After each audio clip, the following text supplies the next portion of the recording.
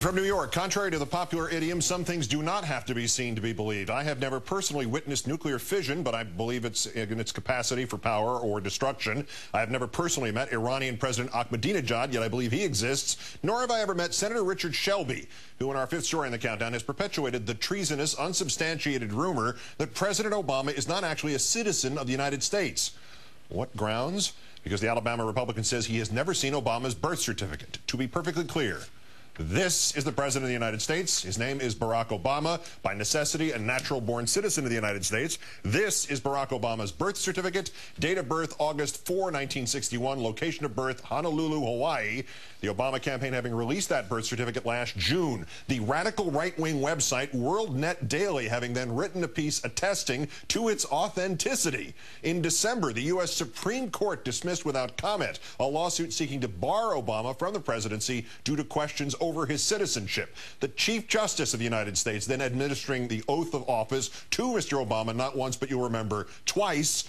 And as we mentioned, all that apparently not good enough for Senator Shelby, who over the weekend, in response to a question about that rumor that Obama was not a United States citizen, said, quote, well, his father was Kenyan and they said he was born in Hawaii, but I haven't seen any birth certificate. You have to be born in America to be president.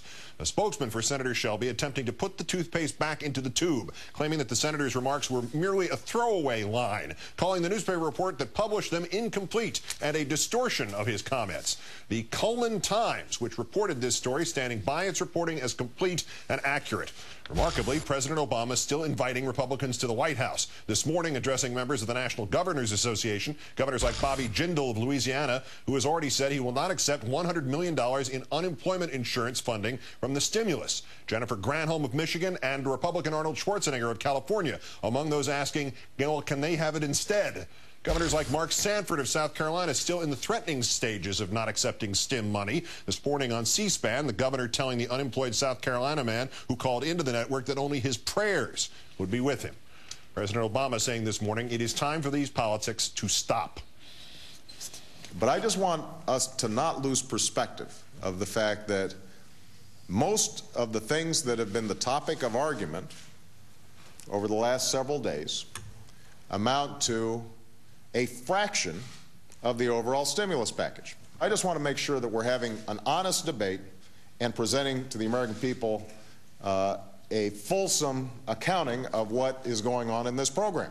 And so if we agree on 90% of the stuff, and we're spending all our time on television arguing about 1, 2, 3% of the spending in this thing, and somehow it's being characterized in broad brush as wasteful spending, that starts sounding more like politics. And that's what, right now, we don't have time to do. There's going to be ample time for campaigns down the road. Right now, we've got to make sure that we're standing up for the American people. Time now to call on our own political analyst, Richard Wolffe. Good evening, Richard. Good evening, Keith. Senator Shelby's office called this report distortion. Let me quote him in full again and then what they're saying tonight. Well, his father was Kenyan and they said he was born in Hawaii, but I haven't seen any birth certificate. You have to be born in America to be president. The office responded tonight. The Cullman Times article contains an incomplete account and therefore a distortion of Senator Shelby's comments regarding President Obama's citizenship. At the town hall meeting in Cullman, Senator Shelby laid out the constitutional qualifications for the presidency and said that while he hasn't personally seen the president's birth certificate, he is confident the matter has been thoroughly examined. Where do we find the confidence in that quote that we have from him in the Cullman newspaper? Well, let me do it like this. There are a number of constitutional lawyers who are still debating whether or not you need to be sane or even conscious to be a United States Senator. Now, I personally have not seen the medical records of Senator Shelby, but I'm sure they have been thoroughly examined by medically trained professionals who can testify to his sanity. As far as I know, he is sane. Look, the truth is that when you see these kinds of weasel words coming from the office of an elected official, you know they've got something to hide. But, and I might add, I have a list in my hand of 208 senators who do not pass the senator consciousness test. The idea that these are just totally off the wall, I mean, when Alan Keyes said what he said last week, who you might say is a few representatives short of a quorum, that's one thing, but a sitting senator like Richard Shelby, is there not enough going on in the country? Is politics this out of hand? What's the problem here? Well, Senator Shelby isn't just a sitting senator. He's the senior Republican on the Senate Banking Committee. In fact, he ran the Banking Committee through most of the Bush era. So I am sure he examined the balance sheets of the financial institutions of this country with as much exactitude as he's looking at the birthing status of the President of the United States, which may account for why we're in such a big mess right now.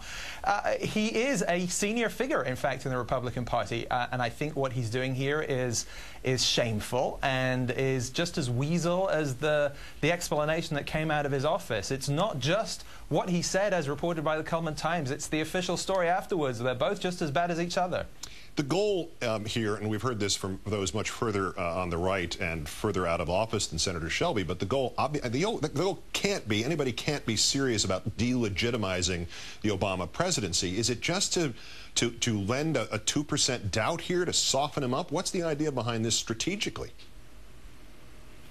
Well, I've seen this play out several times on the campaign last year, and obviously it was pretty potent then with those Muslim rumors that were out there with such a great spread across the nation, and it took such effort from the Obama campaign to try and fend them off. What happens in these situations is that an official gets asked a question, and they know it's wrong, but they're pandering. They don't want to engage in some real straight talk and tell them that that's not true, so they're currying favor with people who are frankly ignorant, and what they're also doing is engaging in some fear-mongering and scaremongering. That has the effect of delegitimizing an elected official like the president. It was done to the Clintons, and it was done through the campaign to then Senator Obama. He won, in spite of all of that, with a substantial majority. What would the reaction have been if somebody had come in and said, well, you know what, I don't believe George Bush was actually born in this country.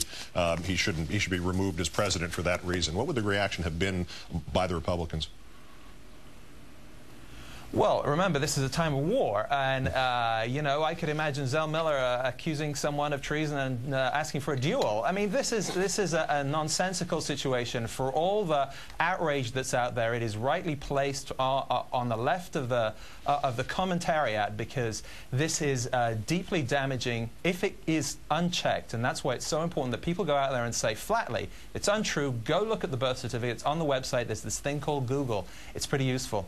By the way, if it was a time of war in 2003, it's also a time of war in 2009. MSNBC political analyst Richard Wolffe. As always, Richard, great thanks. Thank you, Keith. Besides keeping alive a shadow...